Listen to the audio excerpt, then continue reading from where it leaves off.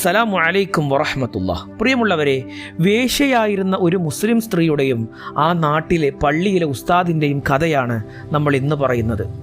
സമൂഹം ഏറ്റവും അധികം വെറുത്ത ഒരു മുസ്ലിം സ്ത്രീയുടെ ജീവിതത്തിലെ അപ്രതീക്ഷിതമായ ഒരു കഥയാണിത്. വിശ്വാസികൾക്ക് ചിന്തിക്കാനും പാഠം ഉൾക്കൊള്ളാനും സഹായിക്കുന്ന ഒരു മനോഹരമായിട്ടുള്ള ഒരു ചെറിയ കഥ. വേശ്യയായ ഒരു സ്ത്രീ കാരണം ആ നാട്ടിലെ ഉസ്താദിന് ജനങ്ങളുടെ വെറുപ്പ് സമ്പാദിക്കേണ്ടി വന്ന കഥ. കാസർഗോഡ് ജില്ലയിലെ ഒരു ചെറിയ പട്ടണത്തിലാണ് ഈ പറയപ്പെടുന്ന സ്ത്രീ ജനിക്കുന്നത്. അവരുടെ ഉമ്മ ജീവിത സാഹചര്യങ്ങളുടെ നിർബന്ധം മൂലം വേശ്യാവൃത്തിയുടെ വഴിയിലേക്ക് തള്ളപ്പെട്ട ഒരു സ്ത്രീയായിരുന്നു. ഒരു കാലത്ത് ലൈംഗിക തൊഴിലാളി മേഖലയിലെ സ്ത്രീകൾക്ക് വേണ്ടി ശബ്ദമുയർത്തിയ ആളുകളിൽ മുൻനിരയിലുണ്ടായിരുന്നവരായിരുന്നു ഈ സ്ത്രീയുടെ മാതാവ്. പിന്നീട് ഗുരുതരമായ ലൈംഗിക രോഗം ബാധിച്ച് ആ ഉമ്മ മരണപ്പെട്ടു. മരണശയ്യയിൽ കിടക്കുമ്പോൾ അവർ മകളുടെ കൈപിടിച്ച് ഒരേ ഒരു ആഗ്രഹം മാത്രമാണ് പറഞ്ഞത്: ഞാൻ നടന്ന വഴിയിലൂടെ നീ ഒരിക്കലും നടക്കരുത് എന്ന്. എന്നാൽ ജീവിതം എല്ലായ്പ്പോഴും മനുഷ്യൻ്റെ ആഗ്രഹങ്ങൾക്കനുസരിച്ച് നീങ്ങണമെന്നില്ല. ആ ഉമ്മ ഈ വഴിയിലേക്ക് എത്തിയത് ഭർത്താവ് ഉപേക്ഷിച്ചതിനാലും മക്കളെ പോറ്റാൻ മറ്റൊരു മാർഗമില്ലാത്തതിനാലുമായിരുന്നു. മകളും വിവാഹം കഴിച്ചപ്പോൾ നല്ലൊരു കുടുംബജീവിതം സ്വപ്നം കണ്ടവളായിരുന്നു. എന്നാൽ ഭർത്താവ് പിന്നീട് അവളെ ബാംഗ്ലൂരിലേക്ക് കൊണ്ടുപോയി സിനിമയിലും മോഡലിങ്ങിലും അവസരം നൽകാമെന്ന് പറഞ്ഞ് ആ സ്ത്രീയെ വഞ്ചിച്ചു. യഥാർത്ഥത്തിൽ അവൻ്റെ ലക്ഷ്യം സ്വന്തം ഭാര്യയെ മറ്റുള്ളവർക്ക് ചൂഷണം ചെയ്യാനുള്ള ഒരു ഉപാധിയാക്കുക മാത്രമായിരുന്നു. അത് സഹിക്കാനാവാതെ ഈ സ്ത്രീ നിയമപരമായി ആ ബന്ധം അവസാനിപ്പിച്ചു. പക്ഷേ പിന്നീട് അവർക്ക് താങ്ങാകാൻ ആരുമുണ്ടായിരുന്നില്ല. ജോലിയില്ല, സഹായിക്കാൻ ബന്ധുക്കളില്ല, ആശ്രയിക്കാൻ ആരുമില്ല.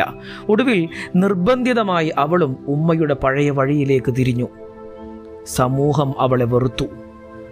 പകൽ അവളെ കുറ്റപ്പെടുത്തി സംസാരിച്ചിരുന്ന പല ആളുകളും രാത്രി രഹസ്യമായി അവളുടെ വാതിലുകൾ തേടിയെത്തി. പിന്നീട് അവൾ സ്വന്തം നാട് വിട്ട് മറ്റൊരു നഗരത്തിലേക്ക് താമസം മാറി. ആരും തിരിച്ചറിയാതിരിക്കാനായിരുന്നു അങ്ങനെ ചെയ്തത്. പക്ഷേ അധികം വൈകാതെ നാട്ടുകാർ അവളുടെ പഴയ ജീവിതം മനസ്സിലാക്കി. ആ മഹല്ലിൽ സേവനം ചെയ്തിരുന്ന ഒരു വൃദ്ധനായ ഉസ്താദ് വളരെ കരുണയുള്ള ഒരു മനുഷ്യരായിരുന്നു. ജനങ്ങളെ നന്മയിലേക്ക് വിളിച്ചിരുന്ന അദ്ദേഹം ഒരു ദിവസം ആ സ്ത്രീയുടെ വീട്ടിലേക്കെത്തി. മോളെ, ഈ ജോലി ഉപേക്ഷിച്ച് മറ്റൊരു നല്ല ജോലി കണ്ടെത്താൻ ശ്രമിച്ചുകൂടെ? അദ്ദേഹം സ്നേഹത്തോടെ ഈ സ്ത്രീയോട് ചോദിച്ചു. അവൾ പുഞ്ചിരിച്ചുകൊണ്ട് മറുപടി പറഞ്ഞു: പ്രിയപ്പെട്ട ഉസ്താദേ, ദയവായി നിങ്ങളിവിടെ വരരുത്. ആളുകൾ നിങ്ങളെയും കുറ്റം പറയും. എനിക്ക് ഭക്ഷണം തന്നത് സമൂഹമല്ല, എൻ്റെ ശരീരമാണ്. അത് എങ്ങനെ ഉപയോഗിക്കണമെന്ന് എനിക്ക് കൃത്യമായി അറിയാം. ആ ധിക്കാരപൂർണമായ മറുപടി കേട്ട് ഉസ്താദ് ഒന്നും പറയാതെ അവിടെ നിന്ന് മടങ്ങി. എന്നാൽ അദ്ദേഹം അവളെ കൈവിട്ടില്ല.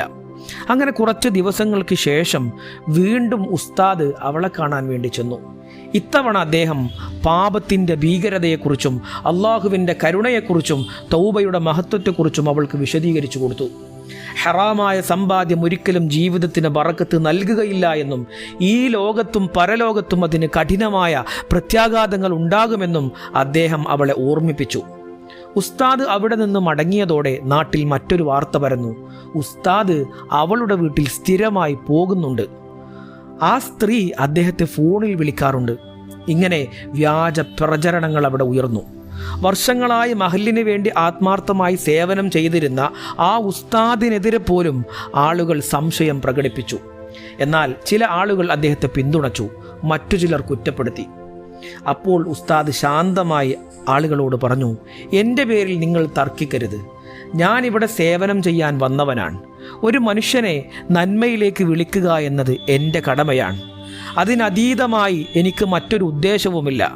അദ്ദേഹം അത്രമാത്രം പറഞ്ഞ് അവിടെ നിന്ന് മടങ്ങി. അങ്ങനെ മാസങ്ങൾ കടന്നുപോയി. ഒരു ദിവസം ആ സ്ത്രീ രോഗബാധിതയായി മരണപ്പെട്ടു. അവളുടെ മയ്യത്ത് കുളിപ്പിക്കാൻ എത്തിയവരിൽ ഉസ്താദിൻ്റെ പ്രിയപ്പെട്ട ഭാര്യയുമുണ്ടായിരുന്നു. മയ്യത്ത് കുളിപ്പിക്കുന്നതിനിടെ അവർ അത്ഭുതകരമായ ഒരു കാര്യം ശ്രദ്ധിച്ചു. മയ്യത്തിൽ നിന്ന് മനോഹരമായൊരു സുഗന്ധം പരക്കുന്നുണ്ടായിരുന്നു. മയ്യത്തിൻ്റെ മുഖം അസാധാരണമായ ശാന്തതയോടെയും പ്രകാശത്തോടെയും കാണപ്പെട്ടു. അങ്ങനെ മയ്യത്ത് കുളിപ്പിച്ച് പുറത്തിറങ്ങിയ ശേഷം അവർ ജനങ്ങളോട് പറഞ്ഞു: ഇത്ര സമാധാനവും സുഗന്ധവുമുള്ള ഒരു മയ്യത്ത് ഞാനിതുവരെ കണ്ടിട്ടില്ല എന്ന്. അള്ളാഹുവിൻ്റെ അടുക്കൽ ഈ സ്ത്രീക്ക് വലിയ സ്ഥാനമുണ്ട് എന്നാണ് ഞാൻ മനസ്സിലാക്കുന്നത്. ഈ വാക്കുകൾ എല്ലാവരെയും അത്ഭുതപ്പെടുത്തി. പിന്നീട് ആ നാട്ടുകാർക്ക് അവൾ താമസിച്ചിരുന്ന മുറിയിൽ നിന്ന് ഒരു ചെറിയ അവളുടെ ഡയറി ലഭിച്ചു. നാട്ടുകാരുടെ സാന്നിധ്യത്തിൽ ഉസ്താദ് ഡയറി ഉറക്കെ വായിക്കാൻ തുടങ്ങി. ആ ഡയറിയിൽ ഉണ്ടായിരുന്ന വാക്കുകൾ അവിടെ കൂടിയ എല്ലാ ആളുകളുടെയും കണ്ണുകളെ നനയിപ്പിച്ചു. എൻ്റെ ഉമ്മ രോഗബാധിതയായി മരിച്ചു. ഞാനും ഇതേ വഴിയിലൂടെ പോയാൽ അതേ അവസ്ഥയിലാകുമോ എന്ന ഭയം എപ്പോഴും എന്നെ വേട്ടയാടുന്നുണ്ടായിരുന്നു. ഞാൻ സമ്പാദിച്ച പണം എനിക്ക് സമാധാനം തന്നില്ല. ഓരോ രാത്രിയും ഉറങ്ങാൻ കിടക്കുമ്പോൾ എൻ്റെ ജീവിതത്തെക്കുറിച്ച് ഓർത്ത് ഞാൻ കരഞ്ഞിരുന്നു. ഒരു ദിവസം ഞാൻ ഈ നാട്ടിലെ ഉസ്താദിനെ വിളിച്ചു. എനിക്ക് മാറണം എന്ന് ഉസ്താദിനോട് പറഞ്ഞു. എനിക്ക് നിസ്കരിക്കാനും നോമ്പനുഷ്ഠിക്കാനും അറിയില്ലായിരുന്നു. ഇതുവരെ ആർക്കും സക്കാത്ത് ഞാൻ 1 രൂപ പോലും കൊടുത്തിട്ടില്ല. പക്ഷേ സദക്ക ചെയ്യാൻ, ദാനം നൽകാൻ എൻ്റെ മനസ്സ് വല്ലാതെ ആഗ്രഹിച്ചിരുന്നു. അവളുടെ ഡയറിയിൽ പിന്നെയും ധാരാളം എഴുതിയിരുന്നു. ഉസ്താദ് അവളെ നിസ്കാരം പഠിപ്പിച്ച കാര്യങ്ങളും വുളൂ പഠിപ്പിച്ചതും ദിക്റുകളും സ്വലാത്തുകളും പഠിപ്പിച്ചതും ഇസ്ലാമിൻ്റെ അടിസ്ഥാനപരമായ കാര്യങ്ങൾ ഓരോന്നായി മനസ്സിലാക്കി കൊടുത്തതും അവൾ വ്യക്തമായി ആ ഡയറിയിൽ കുറിച്ചിട്ടുണ്ടായിരുന്നു. അങ്ങനെ ക്രമേണ അവളുടെ ജീവിതം മാറിത്തുടങ്ങി. ദിക്റുകൾ അവളുടെ മനസ്സിന് മനസമാധാനം നൽകി. നിസ്കാരം അവൾക്ക് മനോഹരമായ ഒരു പുതിയ ജീവിതം സമ്മാനിച്ചു. ഒരു ദിവസം അവൾ ഉസ്താദിനോട് പറഞ്ഞു, പ്രിയപ്പെട്ട ഉസ്താദേ, എനിക്ക് ഹലാലായ ഒരു ജോലി വേണം. അവൾക്ക് തയ്യൽ ജോലി അറിയാമായിരുന്നു. അങ്ങനെ ഉസ്താദ് പരിചയമുള്ള ഒരാളുടെ സഹായത്തോടെ ഒരു തയ്യൽ സ്ഥാപനത്തിൽ നല്ല ഒരു ജോലി ശരിയാക്കി കൊടുത്തു. അതിനുശേഷം അവൾ ഒരിക്കലും പഴയ ജീവിതത്തിലേക്ക് തിരിച്ചു പോയിട്ടില്ല. എന്നാൽ ആളുകൾ പഴയ കണ്ണുകൊണ്ട് തന്നെ അവളെ നോക്കിക്കണ്ടു.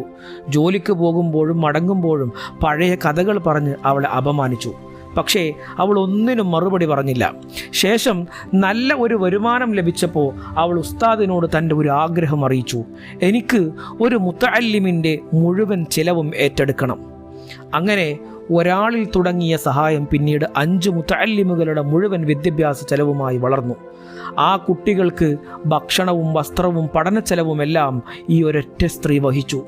എന്നാൽ ആ കുട്ടികൾക്ക് ഒരിക്കലും അറിയില്ലായിരുന്നു തങ്ങളുടെ പഠനത്തിനും ജീവിതത്തിനും പിന്നിൽ നിൽക്കുന്നത് ഒരു കാലത്ത് സമൂഹം വെറുത്തിരുന്ന ഒരു സ്ത്രീയായിരുന്നു എന്ന്. ഡയറിയുടെ അവസാന ഭാഗത്ത് അവൾ ഇങ്ങനെയായിരുന്നു എഴുതിയിരുന്നത്: എൻ്റെ ജീവിതം മാറ്റിയത് അള്ളാഹുവിൻ്റെ കാരുണ്യവും പിന്നെ ആ പ്രിയപ്പെട്ട ഉസ്താദും അദ്ദേഹത്തിൻ്റെ ഭാര്യയുമാണ് എന്ന്. ഇന്ന് എൻ്റെ നാവിൽ ഏറ്റവും അധികം വരുന്ന വാക്ക് അള്ളാഹ് എന്ന ദിക്റാണ്. ഞാൻ എൻ്റെ കഴിഞ്ഞ കാലത്തെക്കുറിച്ച് ഓർത്ത് കരയുന്നുണ്ട്. ബാക്കി ജീവിതം അള്ളാഹുവിൻ്റെ മാപ്പ് തേടിയാണ് ഞാൻ ജീവിക്കുന്നത്. ഡയറി വായിച്ച് തീർന്നപ്പോൾ അവിടെ കൂടിയിരുന്നവരുടെ കണ്ണുകൾ നിറഞ്ഞു. ഒരു കാലത്ത് അവളെ ഏറ്റവും കൂടുതൽ കുറ്റപ്പെടുത്തിയിരുന്നവരാണ് ഇന്ന് നിശബ്ദരായി നിൽക്കുന്നത്. കാരണം ഒരു മനുഷ്യൻ്റെ അവസാനമാണ് യഥാർത്ഥ വിലയിരുത്തൽ. ആഖിബത്ത് എങ്ങനെയാകുമെന്ന് അള്ളാഹുവിന് മാത്രമേ അറിയുകയുള്ളൂ. അതിനാൽ ഒരു മനുഷ്യനെയും അവൻ്റെ ഭൂതകാലം മാത്രം നോക്കി വിധി പറയരുത്. നിസ്കാരത്തോടൊപ്പം ദിക്റുകളും സ്വലാത്തുകളും നമ്മുടെ ജീവിതത്തിൻ്റെ ഭാഗമാക്കി മാറ്റണം. അള്ളാഹുവിനെ ഓർക്കുന്ന നാവും തൗബ ചെയ്യുന്ന ഹൃദയവും സത്യസന്ധമായ പശ്ചാത്താപവും ഒരിക്കലും നഷ്ടമാവുകയില്ല. അള്ളാഹു നമ്മുടെ എല്ലാവരുടെയും ആഖിബത്ത് നന്നാക്കി തരട്ടെ. അസ്സലാമു അലൈക്കും വറഹ്മത്തുള്ളാഹി വബറകാതുഹു.